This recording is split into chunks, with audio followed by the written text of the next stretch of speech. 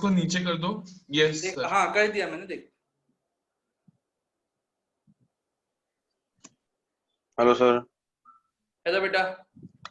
चल तो बच्चों आइए, आज हमारी वैल्यूएशन ऑफ फर्म्स की 5th क्लास है और हमारा जो टॉपिक है इसको आप मोस्ट इंपॉर्टेंट कह सकते हैं। जैसे कल हमने एमएम अप्रोच की थी, ये एमएम अप्रोच का ही एक और दूसरा टॉपिक है।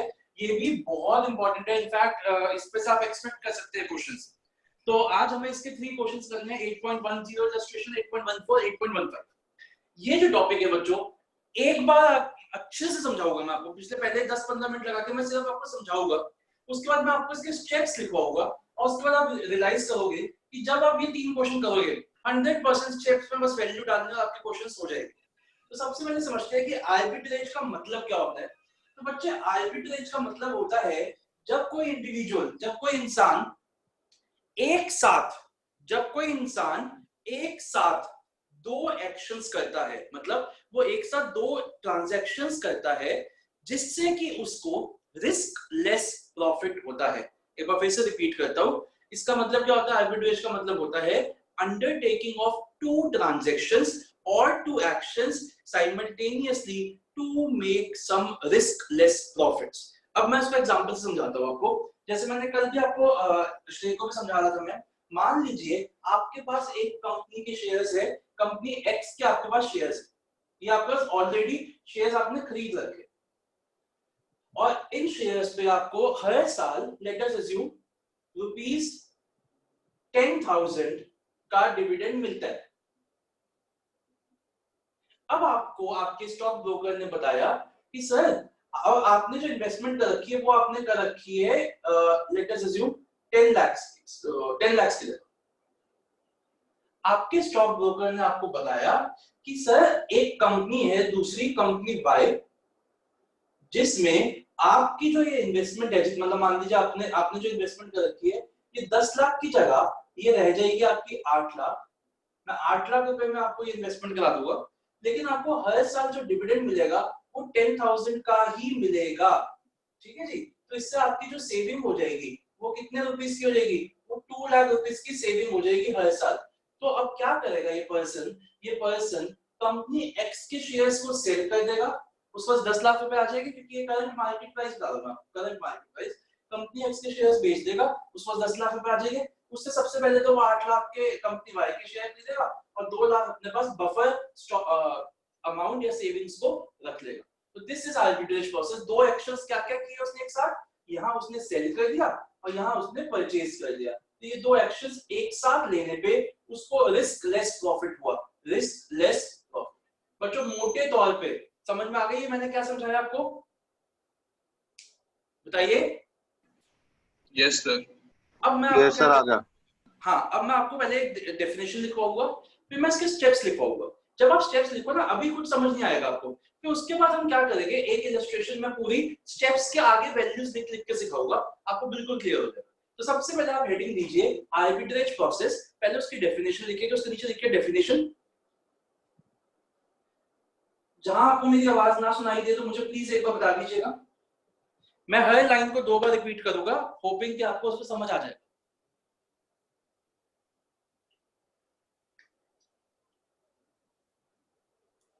तो आर्बिट्रेज का डेफिनेशन लिखिए। सर एक second. Okay.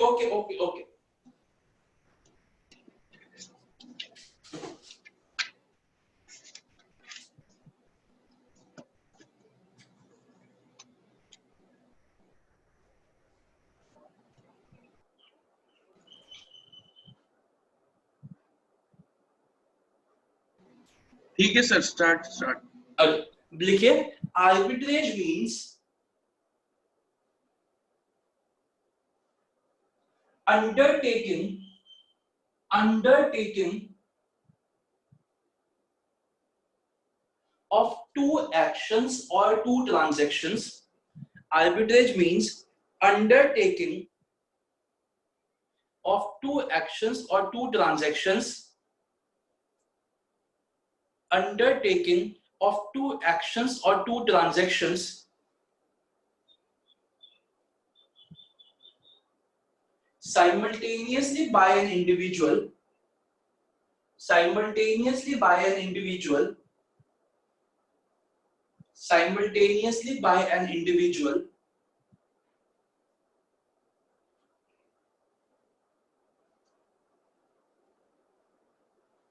to make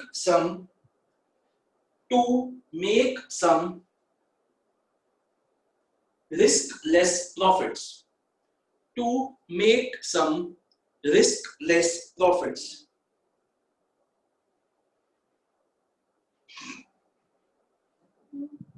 The arbitrage is carried out by the following process. उसके नीचे process लिखेंगे. The arbitrage is carried out by the following process.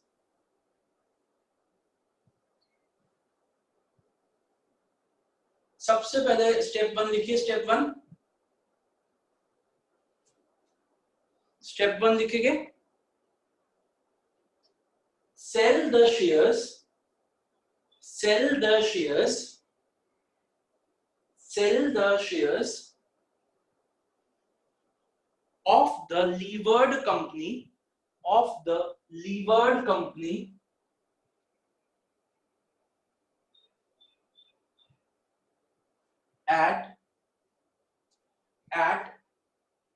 of the levered company at current market price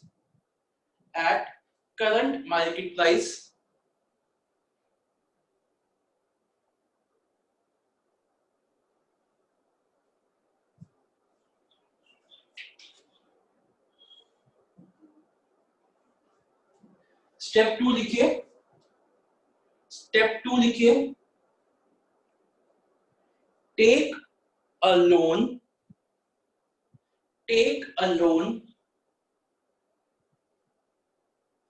in the personal capacity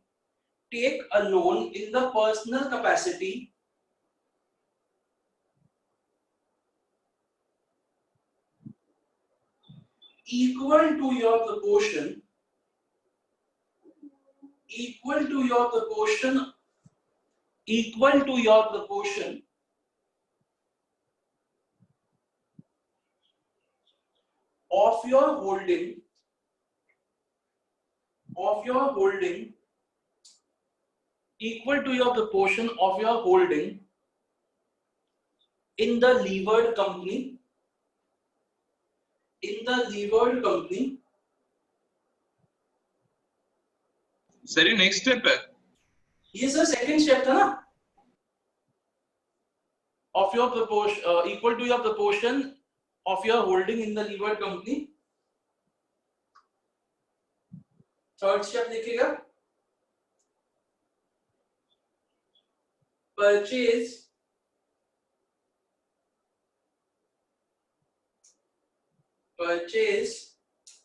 the shares of the unlevered company equal to your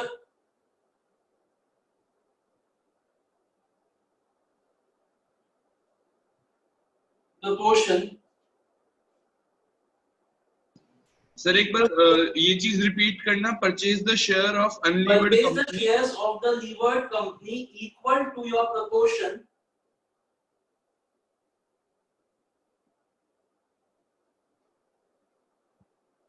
Purchase the shares of the unlevered company equal to your proportion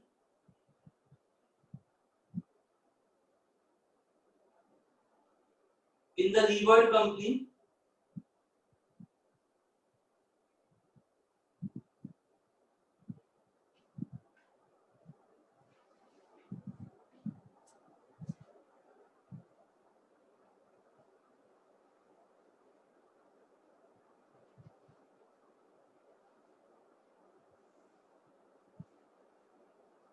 आगे चलिए. Fourth step देखिए.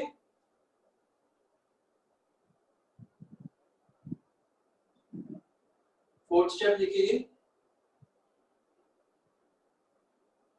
after an year compare the income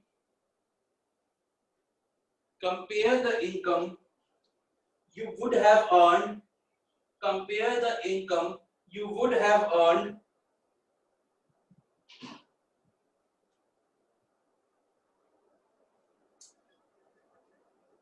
by staying in the levered company, by staying in the levered company, by staying in the levered company with the income, with the income you have earned, with the income you have earned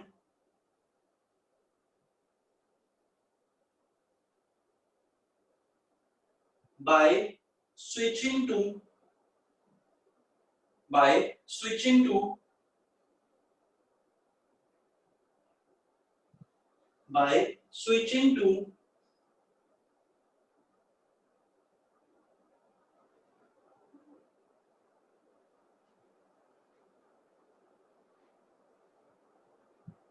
unlevered company.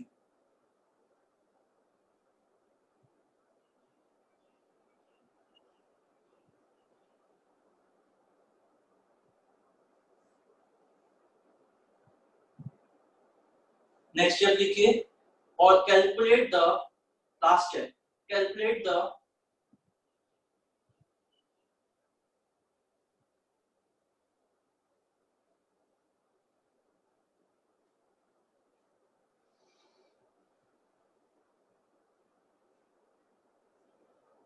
calculate the amount of savings by switching to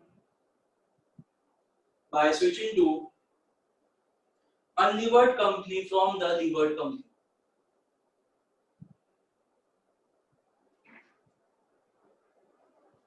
चलिए बच्चों 8.10 पे आइए, page number 184 पे, उससे ज्यादा clarity आएगी। 8.10 page number 184, next page से करना, प्रोसेस के नीचे से मत करना, नेक्स्ट पेज से करना।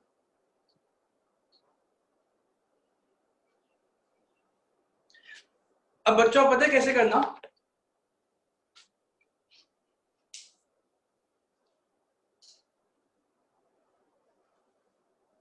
आप ना एक पेज, पूरा एक नया पेज जो आप लोगे उसमें आप ऐसे करना, एक टेबल बना देना, यहां लिखना स्टेप्स और यहां लिखना अमाउंट। ठीक है बच्चों, समझ में आया क्या हो गया इसको?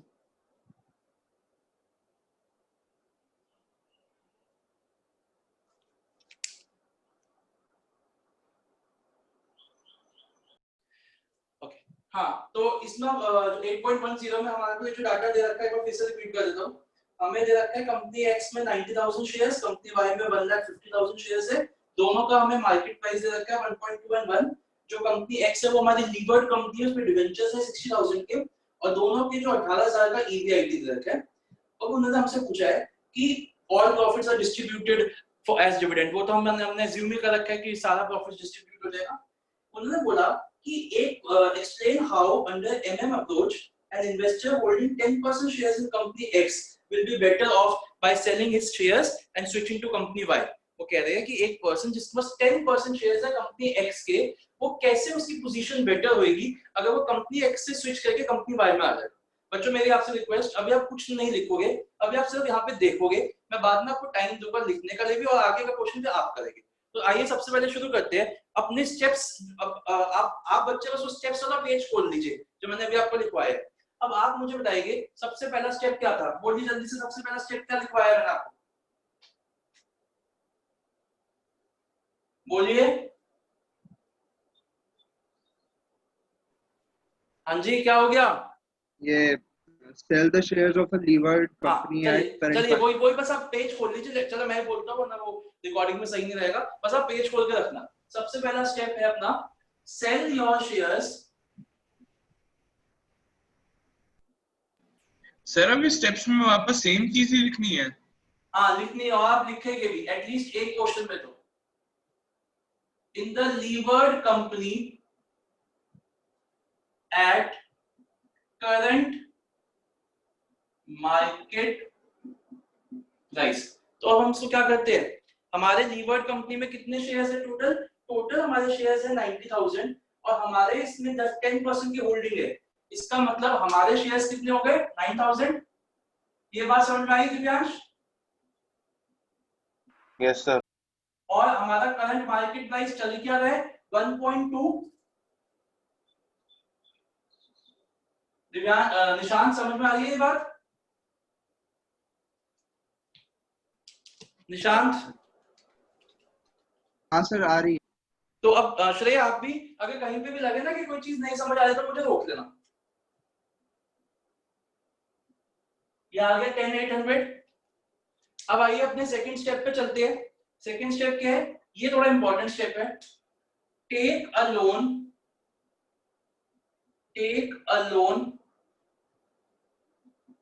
in the individual capacity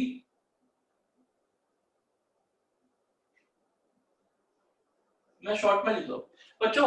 आपका पूरा स्टेप क्या है, एक बार स्टेप पे आइए, उस पर शायद एक वर्ड मैंने मिस किया, वो लिखेंगे take the loan in the individual capacity equal to your proportion in the levered company at the same rate of interest, लिख लीजिए at the same rate of interest.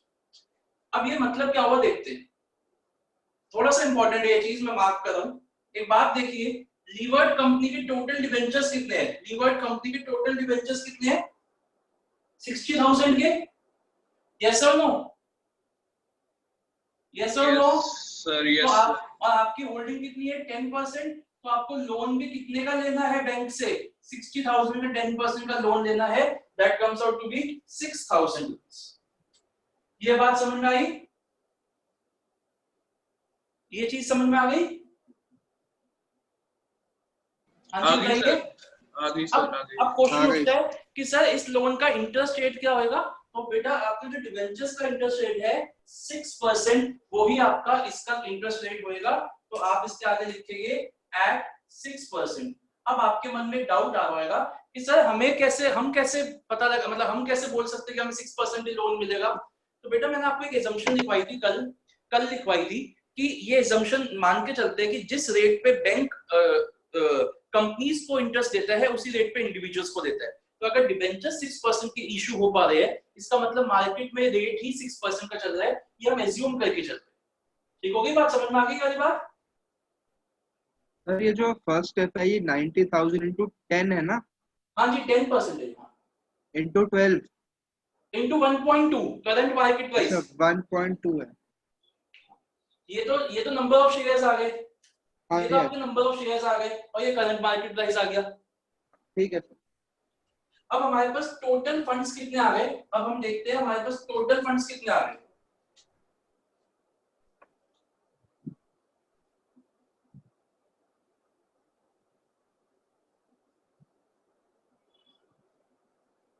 $16,800। ठीक है, अब हम अपने थर्ड स्टेप पे चलते हैं। By the shares of unlevered company.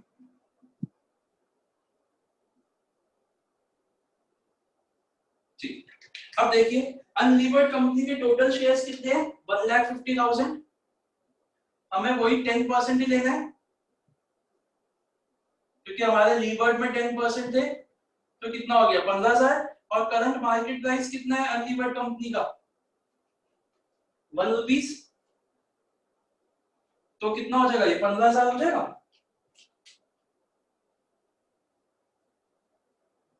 हमारे पास सरप्लस फंड्स कितने हो गए,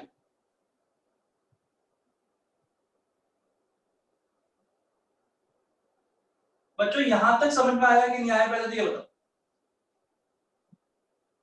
यहां तक समझ में आया? आ गया। अब आप इतना नोट डाउन करिए क्योंकि हमारा भी 2 स्टेप्स बचे हैं, बस आप इतना नोट डाउन कर लो, फिर मेरे को ये हटा के दूसरे 2 स्टेप्स करो।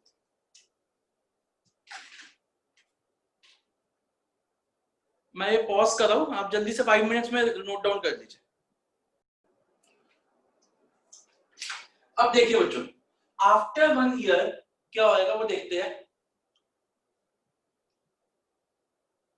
आप पहले लिख लीजिए step 4, comparison of your earnings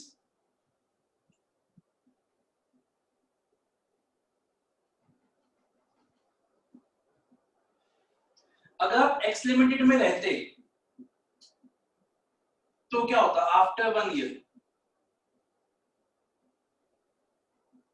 company की ईबीआईटी कितना है 18,000। कंपनी सबसे पहले इस ईबीआईटी में से क्या देती, इंटरेस्ट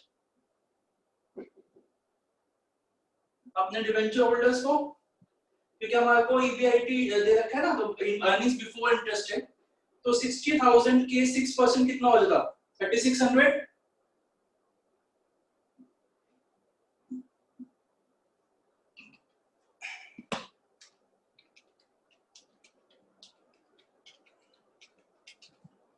और अब आपको क्या मिलता है इसमें, टैक्सेस है ही नहीं, तो टैक्सेस है ही नहीं तो माइनस ही मत 0 कर दीजिए।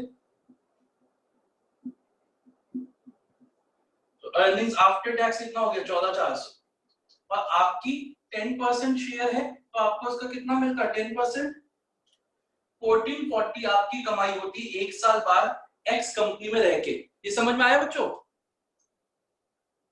श्रेय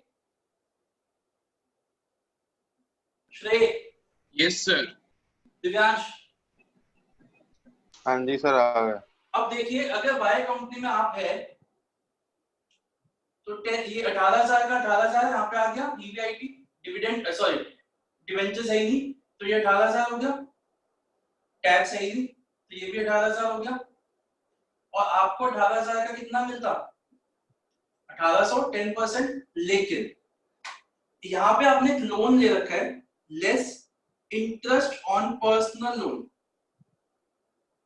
जो आपने पर्सनल लोन ले रखा है उस पे इंटरेस्ट यहाँ तो है ही नहीं, तो यहाँ पे तो आपकी नेट अर्निंग्स 1440 ही हुई।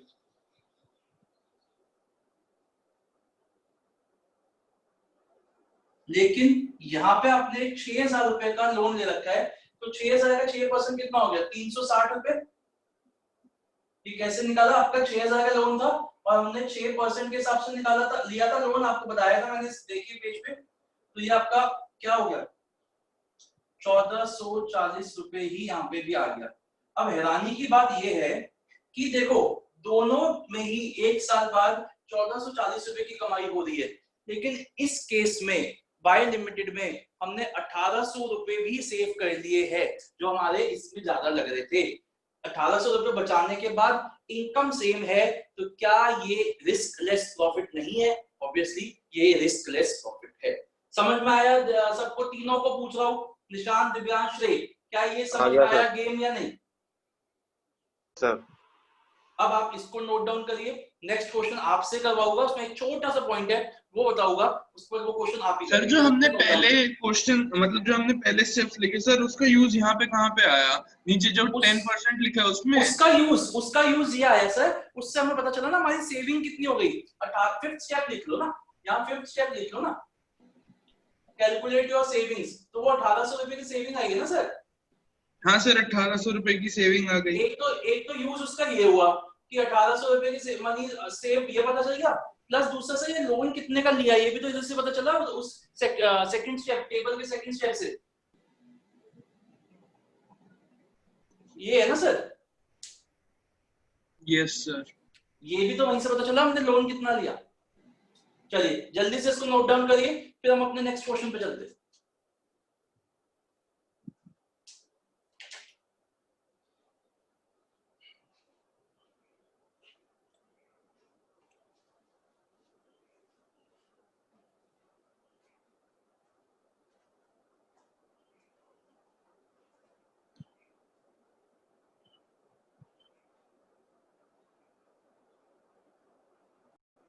ओके बच्चों, अब आप लोग जल्दी से टेबल पहले पढ़ते हैं, फिर आपसे करवाऊंगा question. Two companies B and L limited belong to the same risk class. These two firms are identical in all respects except that B company unlevered है और L company levered है, इस पे 10% डिबेंचर्स है 5 lakh rupees. The other element आके आपको ईपीआईडी दे रखा है, ठीक है, और मुझे दे रखा है आप equity, market value of equity दे रखा है दोनों कंपनीज का, ठीक है। The investor holding 10% shares in L show by arbitrage process how he will be better off. तो बच्चों सबसे पहले आप अपना स्टेप्स लिखिए, स्टेप 1 लिखिए सबसे पहले। अब आप बनाइए स्टेप 1 लिखिए, selling of your shares, selling of your shares. Sir इसमें क्या करना है ये नहीं समझ में आया। सर वही आर्बिट्रेज प्रोसेस, यही तो बताया लिखा है, show show the arbitrage process and the amount by which he can reduce his outlay through the use of leverage. Leverage मतलब shift, यही use of your debt, ठीक है। तो वो पूछ रहा है कि L से उसको U में जाके कैसे उसका वो बच जाएगा। तो आइए देखते हैं, sell your shares in L company। अब देखो बच्चों इसमें क्या है, इसमें ना आपको नंबर ऑफ शेयर्स नहीं दे रखे, करंट मार्केट प्राइस नहीं दे रखा, लेकिन आपको टोटल मार्केट वैल्यू दे रखी है इक्विटी की, कितनी है की 3,12,500। तो आप क्या करेंगे, 3,12,500 है ना, सीधा सीधा इसका 10% ले लेंगे, क्योंकि आपके पास कितने शेयर्स है, आपके पास है 10% शेयर्स है ना, हाँ, तो इसका सीधा सीधा 3,12,500 ले लेंगे। बताइए ये बात समझ में आई कि नहीं है। पिछले क्वेश्चन में हमने नंबर ऑफ शेयर्स को मल्टीप्लाई किया था उससे, करंट मार्केट प्राइस से, और इसमें हमारे पास current market price, number of shares वगैरह नहीं दे रखे, तो इसमें हमें अमाउंट दे रखा है। तो जितना अमाउंट है इक्विटी शेयर्स की वैल्यू है, हमने सीधा उसका 10% ले लिया, क्योंकि हमारे 10% की होल्डिंग है। इसका मतलब इस ये जो टोटल इक्विटी की वैल्यू है इसका 10% हमारे है। ये बात समझ में आई बच्चों, बताइए। हाँ जी सर ठीक है। ओके, अब नेक्स्ट लेते हैं, take a loan in personal capacity. Again हमें नहीं पता, तो हम क्या करेंगे, जो डिवेंचर्स है, कितना डिवेंचर्स है उसके, उसके डिवेंचर्स है 5 लाख के, तो 5 लाख का 10% ले लेंगे।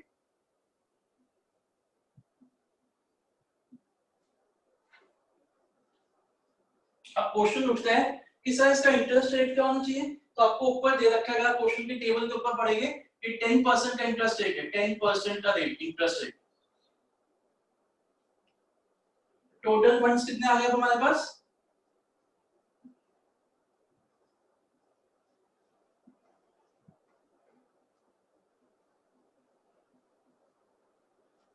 अब हम क्या करेंगे, 81,250 में से 22 the shares of unlevered company,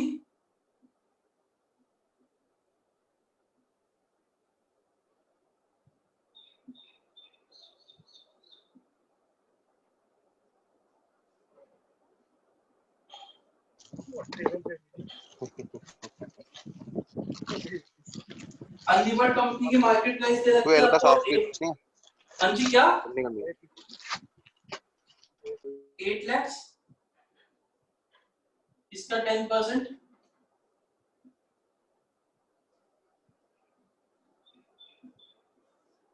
तो सेविंग्स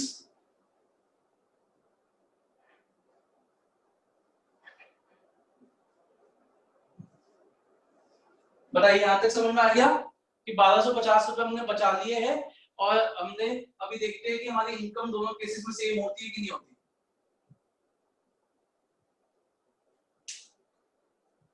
यहां तक समझ में आया तीनों को, यस जल्दी Yes, से sir. इसलिए तो आगे बढ़े, इनकम कंपेयर करें श्रेय।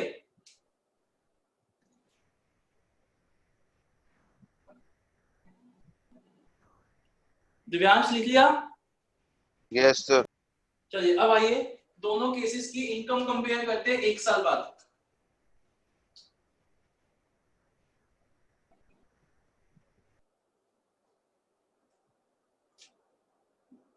Step 4, compare of your income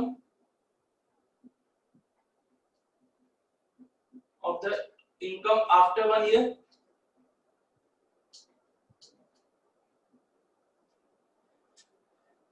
अगर आप एल कंपनी में रहते तो आप कंपनी की अर्निंग्स कितनी है, ईबीआईटी कितनी है, 1 लाख, कंपनी ने इंटरेस्ट कितना दिया? 50,000 का।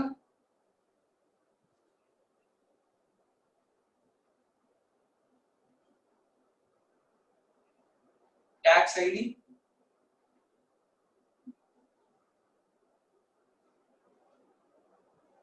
आपको कितना मिलता है इसका?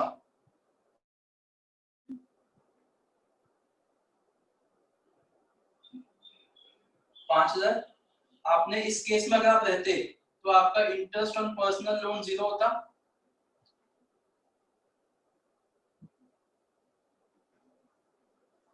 तो आपकी नेट अर्निंग्स कितनी होती है? 5,000।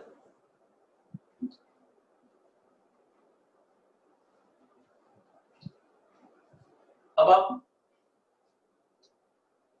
बी कंपनी में आ गए तो 1,00,000।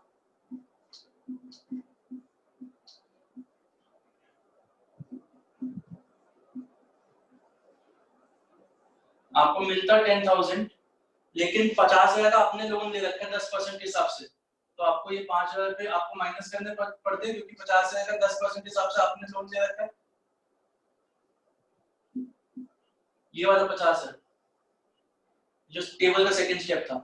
तो आपकी अर्निंग्स यहाँ पे भी कितनी हो जाती? 5,000, और आपके पास कितने पैसे बच जाते? 1,250 रुपए बच जाते, जो आपकी एक्सेस फंडिंग थी, सॉरी एक्सेस सेविंग थी, वो आपकी बच जाएगी, मतलब एक्सेस जो इन्वेस्टमेंट कर रखी है। बच्चों समझ में आया?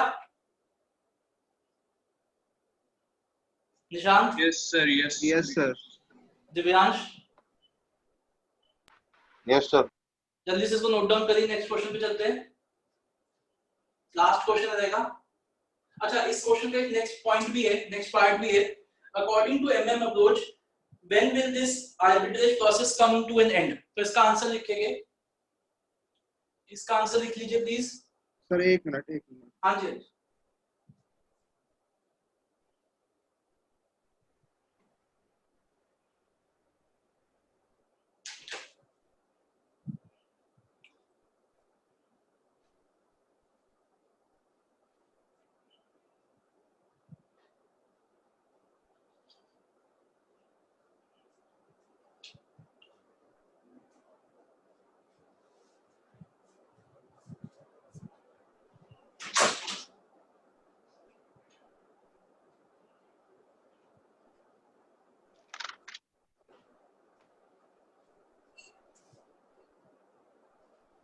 हाँ सर। देखिए बच्चों, सब लोग ऐसा करना शुरू कर देंगे, इससे क्या होगा? लीवर्ड कंपनी की डिमांड कम हो जाएगी, उसकी शेयर्स की वैल्यू कम होने लग जाएगी। अनलीवर्ड कंपनी की डिमांड बढ़ती रहेगी, उसकी शेयर्स की वैल्यू सेम हो जाएगी। तो जब दोनों कंपनीज की वैल्यूज सेम हो जाएगी, तभी आर्बिट्रेज प्रोसेस काम करना बंद कर देगा। तो आंसर लिखिए, this arbitrage process will come to an end, this arbitrage process will come to an end when the values of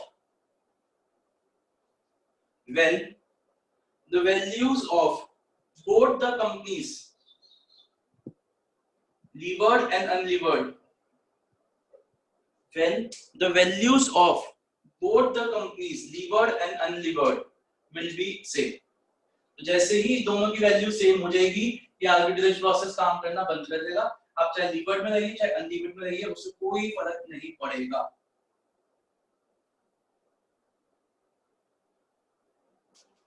चलिए बच्चों, आइए लास्ट क्वेश्चन करते हैं अपना 8.15।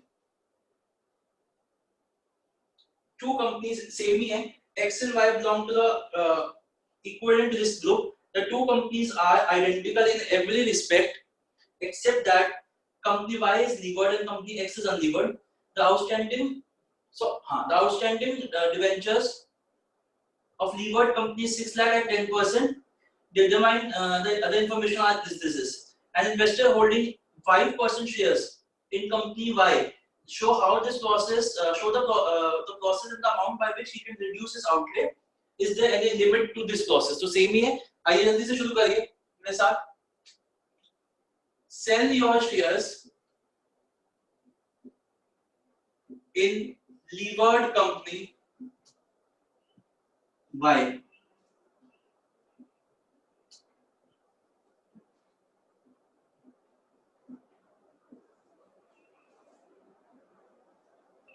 तो कितने हैं आपके शेयर्स? 5% है उसका, और लीवर्ड कंपनी की शेयर मार्केट वैल्यू है 4,50,000।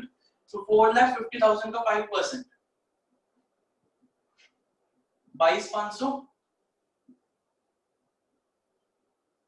Second step, take a loan in the personal capacity. कितने डिवेंचर्स की वैल्यू है? 6 लाख का 5%,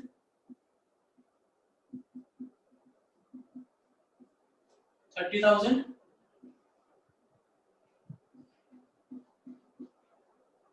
और रेट क्या रहेगा इसका?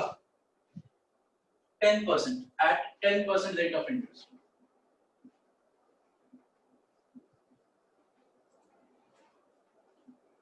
टोटल फंड्स कितने हो गए आपके?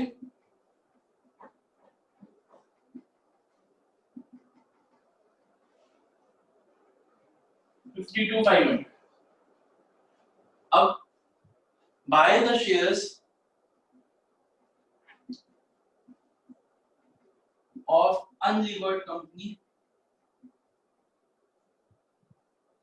X Limited।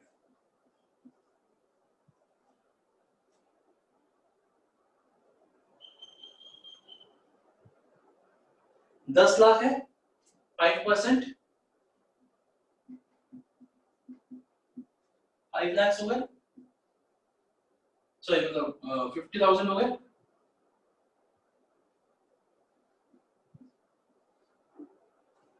सेविंग्स कितनी हो गई? 2,500। बच्चों यहाँ तक समझ में आ गया? Yes sir. अब इसको हटा दूं, लिख लिया सबने? एक सेकंड सर, एक सेकंड। हाँ जी।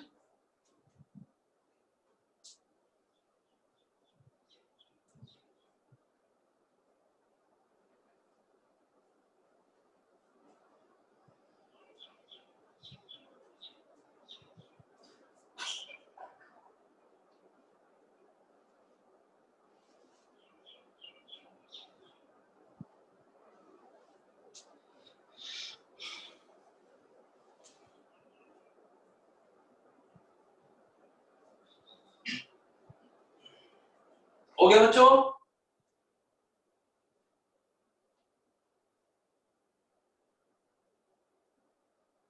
श्रेय, एक हो गया सर, हो गया हो गया हो गया हो गया। दिव्यांश, हो गया सर। अब 1 साल बाद की कंपैरिजन करते हैं।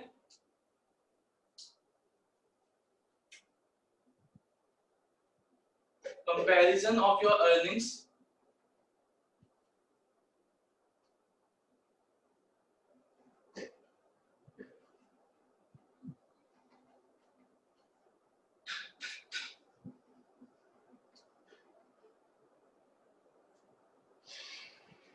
अगर आप वाई लिमिटेड में रहते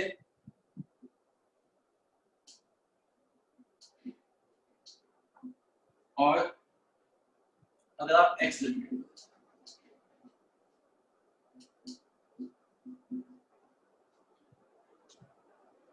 $1,50,000,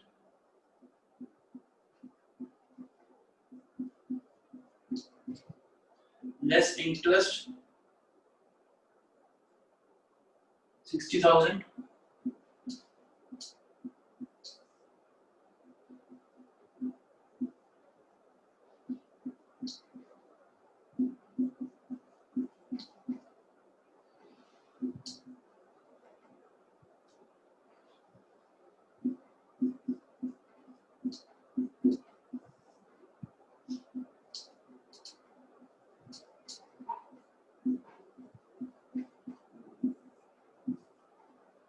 आपके दोनों केसेस पे 5% शेयर कितना हो जाता?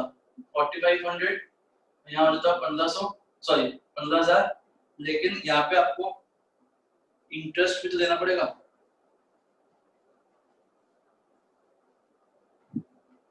यहाँ पे लोन कितना दिया? 30,000 का, और 10% है, ठीक है ना? तो कितना हो गया? 3,000। एक मिनट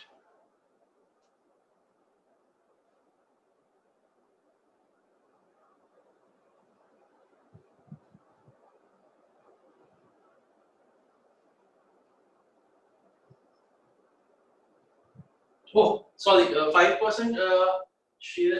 हाँ ये कितना होगा 15,000 छोड़ना, ये कितना होगा 750। ठीक है, और यहाँ पे आपने 3,000 लोन दे दिया तो आपकी नेट अर्निंग्स कितनी आ गई?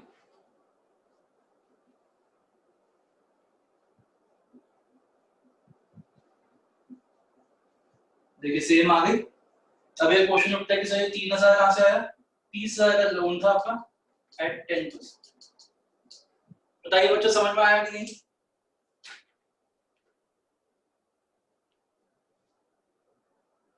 बताइए। हाँ जी आ समझ गया में आ सर। गया।